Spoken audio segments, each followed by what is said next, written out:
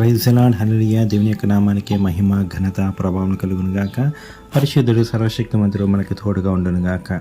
ఈ ఉదయకాల సమయంలో దేవుడు మనతో మాట్లాడుచున్న మాట యోవేలు గ్రంథంలో నుంచి 3వ అధ్యాయము 16వ వచనములో, యెహోవా సియోనులో నుండి గర్జించుచున్నాడు, యెరూషలేములో నుండి తన స్వరము వినబడజేయుచున్నాడు.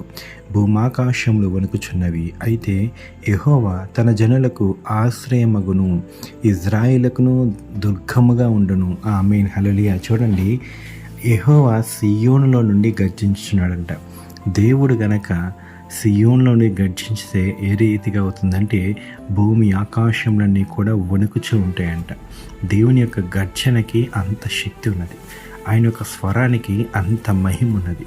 చూడండి, ఒక్కసారి కనుక దేవుని యొక్క స్వరము వినబడితే ఆకాశ మేఘములన్నీ కూడా పగిలిపోతాయి అన్నమాట. చూడండి, ఒక పిడుగు వస్తేనే మనము వర్షాకాలంలో పిడుగులు పడిచినప్పుడు ఎలా ఉంటుందంటే శబ్దము, గుండెలు ఎదురుతూ ఉంటాయి. ఒక పిడుగుకే గుండెలు ఎదిరితే ఇంకా దేవుడు సియోన్లో ఉండి ఆయన గర్జిస్తే ఇంకా ఏ రీతిగా ఉంటుంది.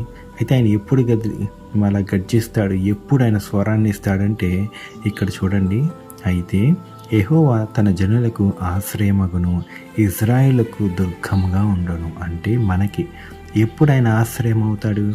దీనహీన స్థితిలో మనం ఉన్నప్పుడు, ఏ సహాయము అందనప్పుడు, ఎవరు దరికి రానప్పుడు, ఏ మనిషి కూడా మనల్ని, మన ఏడుపు, మన బాధలు విననప్పుడు మరి దేవుడి యొక్క గర్జన స్వరము భీకరంగా వినపడుచున్నది.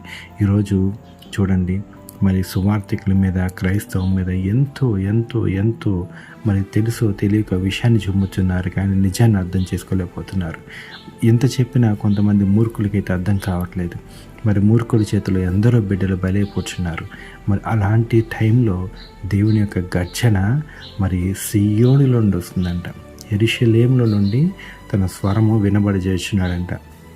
మనం అనుకుంటూ ఉంటాము, ఇంత జరుగుతున్నా దేవుడు చూస్తలేదా, మాట్లాడతలేదా, కనికరించట్లేదని కొన్నిసార్లు అనిపిస్తూ ఉంటుంది. కానీ మనకంటే మనం అనుకునే లోపే దేవుని యొక్క గర్జన స్వరము అది బయలుదేరుతూ ఉంటుంది. అది భూమి ఆకాశంలో ఉనికించేంత భయంకరంగా ఉంటుంది. దేవుడు అసలు గర్జిస్తాడంటే ఇంకేముందండి.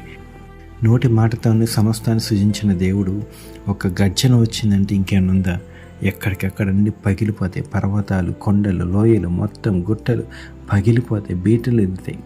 మరి దేవుని అంత గొప్ప దేవుడు, అంత శక్తిమంతుని మనం కలిగి ఉన్నాం.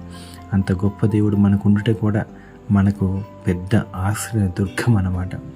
దేవుడు ఈ వాక్యాన్ని దీవించి ఆశీర్వదించునుగాక. ప్రార్థన చేసుకుందాం. పరిశుద్ధుడవు, సర్వశక్తిమంతుడు, సర్వాధికారి, నీకే వందనాలు, మీకే కృతజ్ఞతాస్తులు చెల్లిస్తున్నామయ్యా. నిన్న నేడు ఏకరీతిగా తండ్రి, నీ నామానికే మహిమ, ఘనత, ప్రభావం కలుగునుగాక. సియోన్ నుండి నువ్వు గర్జించున్న దేవా, నీకే వందనాలు, మీకే కృతజ్ఞతాస్తులు చెల్లిస్తున్నామయ్యా. యెరూషలేములో నుండి స్వరాన్ని వినబడ చేయుచున్న దేవా, మీకే వందనాలు, మీకే కృతజ్ఞతాస్తులు చెల్లిస్తున్నామయ్యా. అయ్యా, భూమి ఆకాశంలో నా పరమ తండ్రి, నీ స్వరానికి, నీ గర్జనికి వణుకుచుని అల్లల్లాడిపోచిన నా పరమ తండ్రి.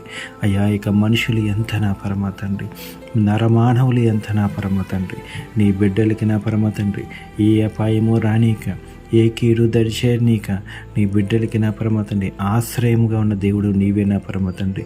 అయ్యా, బాధల, వేదనలో, కృంగితంలో ఉన్న ఎంతమంది బిడ్డలు అయ్యా నీకు స్వరాన్ని ఇస్తున్నారో, నిన్ను పిలుస్తున్నారో, నీకు మొరపెడుచున్నారో, వారందరికీ కూడా ఈ దినమున నా పరమ తండ్రి ఒక దుర్గంగా నువ్వు ఉంచిన విధానాన్ని బట్టి నీకే స్తోత్రం చెల్లిస్తున్నామయ్యా. రాజావందనము దేవా, నీకే స్తోత్రములు. ప్రతి ఒక్కరిని దీవించండి, ఆశీర్వదించండి. నిన్న నేడు ఏకరీతిగా ఉన్న తండ్రి నీవే నా పరమ తండ్రి. దీనుల్ని, అల్పుల్ని జ్ఞాపకం చేసుకోమని, అయ్యా పరిశుద్ధులందరినీ జ్ఞాపకం చేసుకోమని, అదే రీతిగా హోలీ స్పిరిట్ మినిస్ట్రేషన్ కూడా జ్ఞాపకం చేసుకోమని, నీ దాసుని, దాసురాన్ని కూడా జ్ఞాపకం చేసుకోమని, నజరేయుడు సర్వోన్నతుడు దేవుని కుమారుడు నామంలోనే ఈ ప్రార్థన అంతా అడిగి వేడుకుంటున్నాం నా పరమ తండ్రి. ఆమేన్, ఆమేన్, ఆమేన్.